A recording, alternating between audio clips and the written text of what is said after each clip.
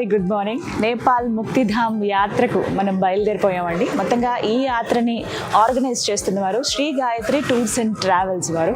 ఇక లేట్ ఎందుకు, boarding pass కూడా వచ్చేసింది. వెళ్ళిపోదాం, ఎంత త్వరగా వెళ్దాం ఆ ప్లేస్కి, ఆ పుణ్య స్థలంలో ఎప్పుడెప్పుడు అడుగు పెడదాం అని ఉంది నాకు. వెళ్ళిపోదాం కదండి.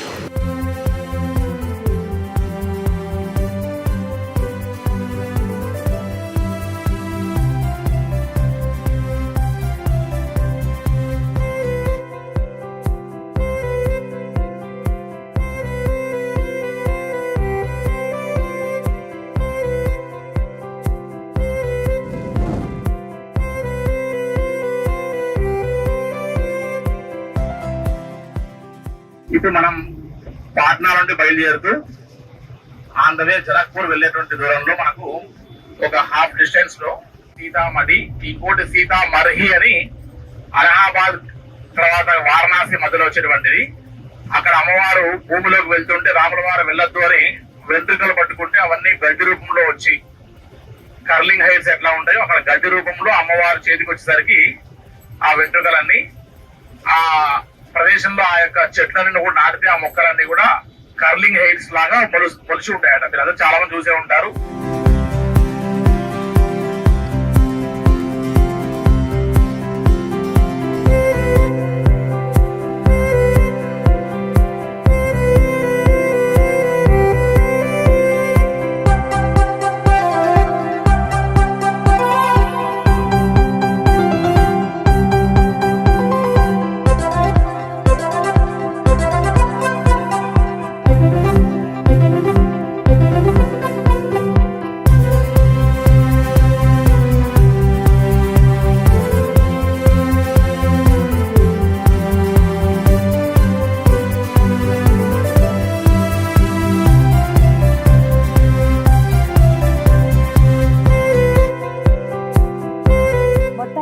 సీతామఢి మనం చేరుకున్నాము. పాట్నా ఎయిర్పోర్ట్ నుంచి 148 కిలోమీటర్లు వచ్చాం వెళ్ళాక మనం.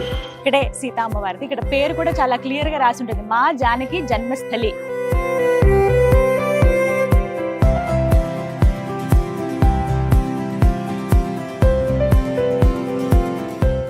గరుడ గమన తవ చరణ కమలమిహ మనసి లసతు మమ నిత్యం. గరుడ గమన తవ చరణ కమలమిహ మనసి లసతు మమ నిత్యం. మనసి లసతు మమ నిత్యం. మమ తాపమప గురుదేవ. మొత్తానికి సీతామఢి మనం చేరుకున్నాము. ఆ సీతా అమ్మవారు జనక మహారాజుకి దొరికినటువంటి ప్రదేశం అండి. ఇక్కడే ఒక కోనేరు, అలాగే ఒక ఆలయాన్ని కూడా నిర్మించారు. చాలా సుందరంగా ఉంటుంది ఆలయం. ముందుగా వెళ్ళి ఆ సీతా అమ్మవారిని దర్శనం చేసుకుందామా రండి. నిత్యం గరుడ గమన తవ చరణ కమలమిహ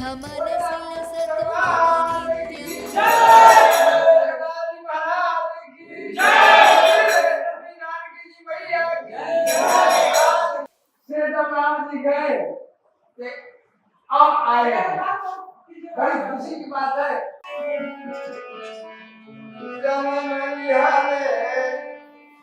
चारों भैया चारों भैया आपस में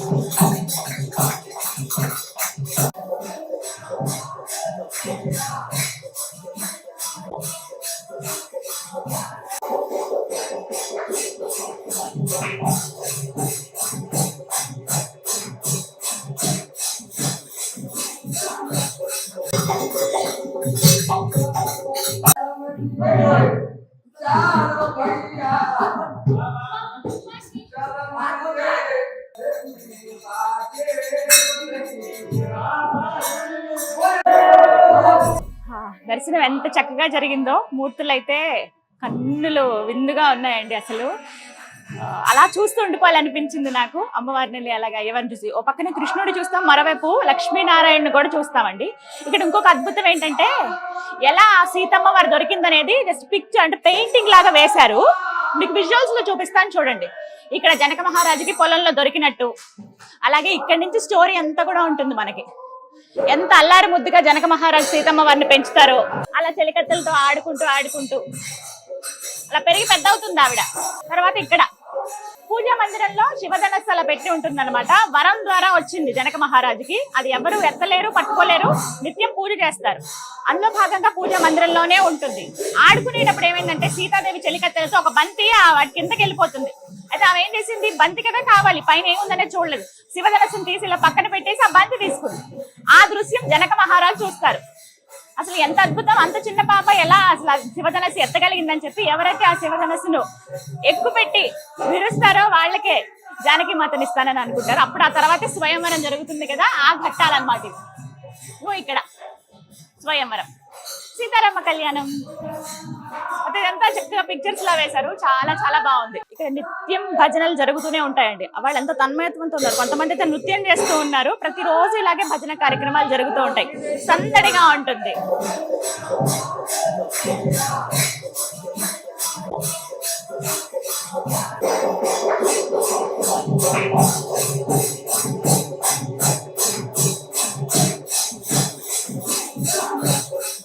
ఇదిగో ఇక్కడేనండి సీతమ్మ తల్లి జనక మహారాజుకి దొరికినటువంటి స్థలం అన్నమాట.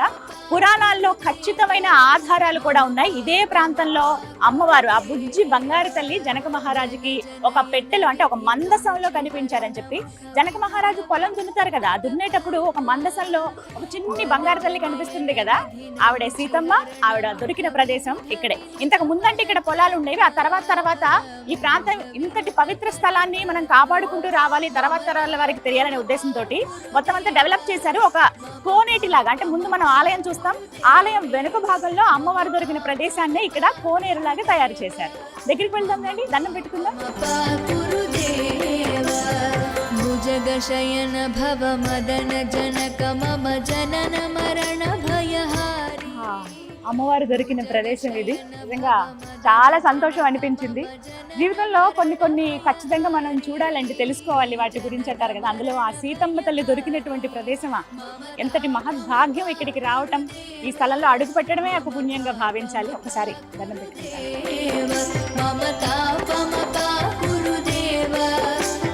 ఈ కోనేరుని సీతాకుండ అని పిలుస్తారండి. ఇక్కడికి వచ్చి అమ్మవారే స్వయంగా ఇక్కడ దొరికారు కదా, అంటే ఆవిడ ఉన్నటువంటి ప్రదేశం లాగానే చూడాలి. ఇక వచ్చి ఈ కోనేటిలో అలా దండం పెట్టుకుని వెళ్తారు, దీపాలు వెలిగిస్తారు. ఇక్కడ చాలా ప్రశాంతంగా అనిపిస్తుంది తెలుసా, హాయిగా ఉంది. చుట్టూ ఉన్న పరిసరాలంతా కూడా అంటే అన్ని అమ్మవారి పేరు మీదే ఉంటాయి. సీతాకుండని, సీతా ఉద్యానవనమని, అలాగే అమ్మవారికి సంబంధించిన రసోయి, సీతా రసోయి అని, అంటే అక్కడ వంటశాల. వచ్చే ప్రతి ఒక్కరూ కూడా మధ్యాహ్నం సమయంలో అక్కడ అమ్మవారి ప్రసాదం అంటే భోజనం చేసి వెళ్ళొచ్చు అనమాట. చాలా సుందరంగా ఉందండి. మీరు గనక నేపాల్ టూర్కి మేము వెళ్తున్నాం అంటే ఫస్ట్ మీరు దర్శించుకోవాల్సింది ఇంకేముంది, సీతాగర్హి. అదే ప్రస్తుతం మనం చూస్తున్నటువంటి సీతామడి. శరణద విదళిత సురరిపుజాల అగణిత గుణగణ శరణ శరణద విదళిత సురరిపుజాల విదళిత సురరిపుజాల మమ తాపమప కురుదేవ మమ పాపమప కురుదేవ మమ తాపమప కురుదేవ మమ పాపమప కురుదేవ.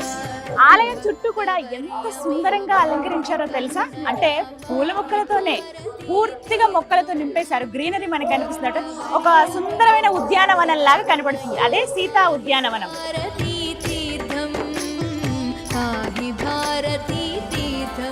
నిజంగా ఈ ప్రాంతం అయితే చాలా చాలా ప్రశాంతంగా ఉందండి.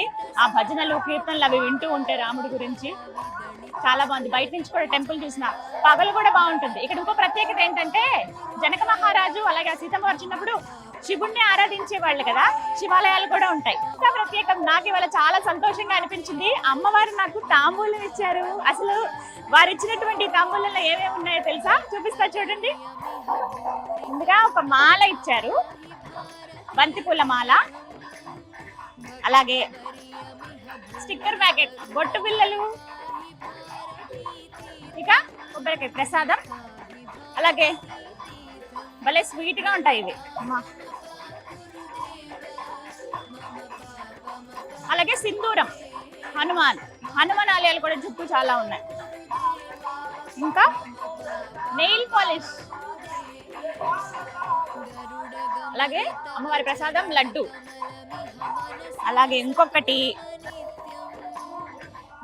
ఇది పారాణి, చక్కగా కూర్చుని పెట్టుకోవచ్చు, ఎర్రగా అవుతాయి చేతులు. పారాన్ని కూడా ఇచ్చారు అమ్మవారు నాకు, చాలా బాగుందండి. ఫస్ట్ టైం నేను ఒక ఆలయానికి వెళ్తే ఇన్ని ఇలాగ తాంబూలంలో ఇస్తారా అని చెప్పి, అంటే ఒక బ్లౌజ్ పీసు, అలాగా మాల, అరటిపళ్ళు అంటే ఫ్రూట్స్ అవి ఇవ్వడం కామన్, కానీ ఇక్కడ సీతామడిలో ఇది ప్రత్యేకం అనమాట. అమ్మవారి దర్శనానికి వచ్చిన వాళ్ళకి ఇలా ఇచ్చి పంపిస్తారు, మరి ముఖ్యంగా ఆడవాళ్ళకి చాలా అదృష్టం.